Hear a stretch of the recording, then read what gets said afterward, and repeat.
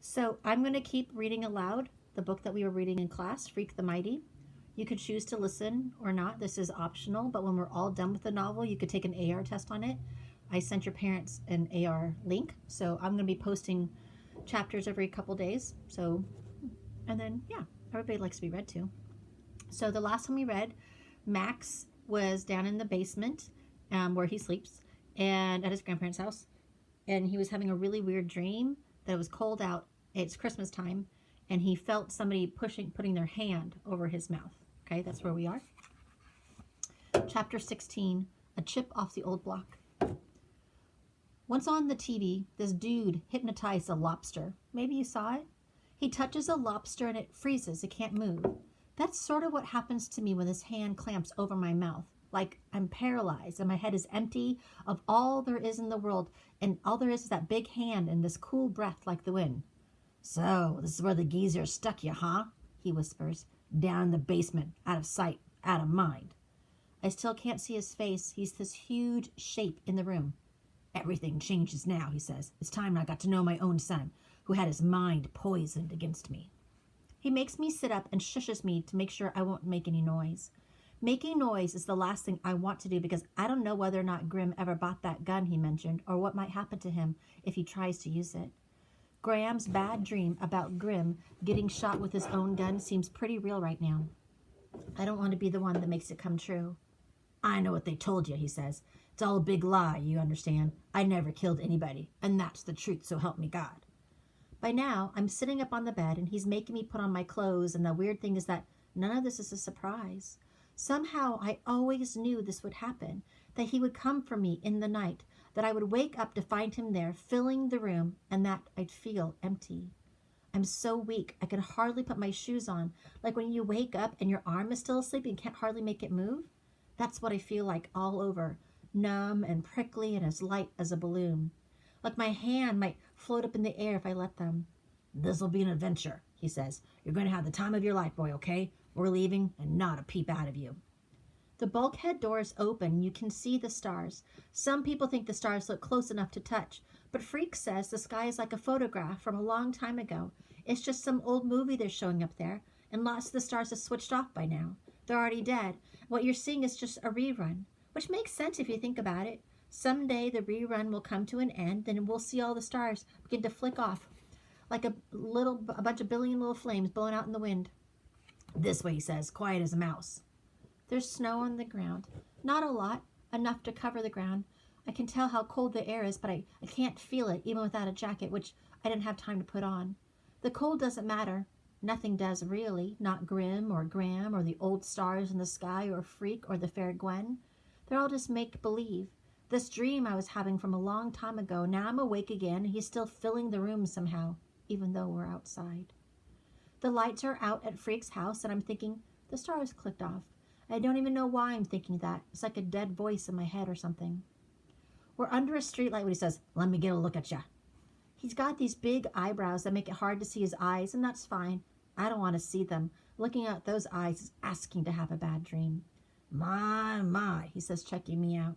Will you look at this? It's like I'm looking at an old picture of myself. You really are Chip off the old block. You know that? I don't say anything. And he reaches out and touches my face real gentle, as if he would never hurt a fly. I say, boy, do you know that? Answer me now. Yes, sir, I said. Everybody says so.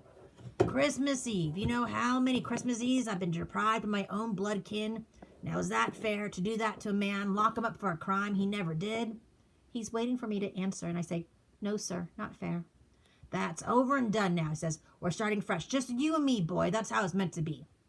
I'm standing there under the streetlight, and it's amazing how quiet it is, like everybody went away or died. The quiet is almost as big as he is. He's as tall as me, only wider everywhere. And for some reason, maybe because we're not far from Freak's house, I'm thinking this weird thought.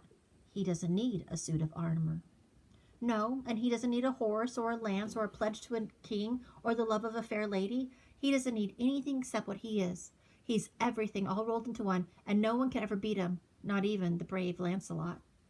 He's squinting around. His eyebrows are furrowed shadows, and he says, you know what I think of when I see the neighborhood like this? Hamsters is what I think. That's how these people live, like hamsters in a cage. They have their little wheels to run on, and that's what they do for the whole of their lives. They just run and get nowhere. They just spin. And I stand there. They poisoned you against me. I know that, he says. Give it time. You'll see the truth. He starts walking fast, and I walk with him like my feet already know where to go. We're cutting through the side streets and heading down to the pond, all cold and white and frozen.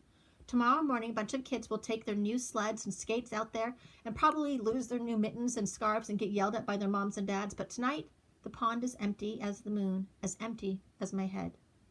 Once a car goes by real slow around the pond, I got this strange feeling that no one's at the wheel. He hooks his finger in my shirt collar and makes me duck down until the car goes by. The car passes and you can't see them through the dark windows. You can hear the snow crunching under the tires, squeaky and frozen. We're invisible, he says, making me stand up. Now, isn't it the kick in the pants? My feet already know where we're going, the New Testaments. There's a few lights on in the old building. You could see some of the windows are cracked. It looks like a knife cut against the light, and he says, you know about Mary and Joseph, how they sought shelter in the Bethlehem, and how the baby Jesus was born in a manger? I try to nod, and the funny thing is, even though I'm not cold, my teeth are chattering, so it's like the rest of me is freezing, but my head hasn't noticed. That's what we're doing, seeking shelter, he says, except this isn't exactly a manger we're going to. No, sir, I say, it sure isn't. He touches me real soft on the back of the neck and says, I didn't ask you a question, boy. Rule number 1, don't sass your old man. I make sure my mouth stays shut. We're coming up on the Old Testaments, and they look almost pretty with the new snow coating the roofs and making the yard clean and white and soft. You can see where all the old bike handles are coming up through the snow and the shape of other things left out, and even the old car up on blocks looks new, like it might take off in the air without any wheels. I know where we're going, even though he doesn't tell me. The door opens before we get there, and Loretta Lee is standing in the light. She says, Iggy, come look what the cat dragged in. And he says, say hello. Oh, say hello to my boy, Loretta. Ain't he a chip off the old block?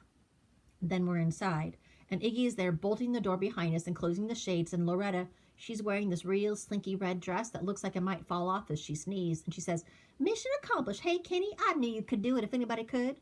And Iggy says, watch your mouth, Loretta. I do believe you've been drinking, my father says. Has you been drinking, Iggy? I thought I made myself clear. Hey, it's Christmas Eve, Iggy says, and he sounds real nervous. A little punch, what can it hurt? A little punch, Loretta says. Her voice is slurpy. That's all. She's wearing those fake eyelashes. They're coming loose, so her eyes look almost as blurry as her red mouth.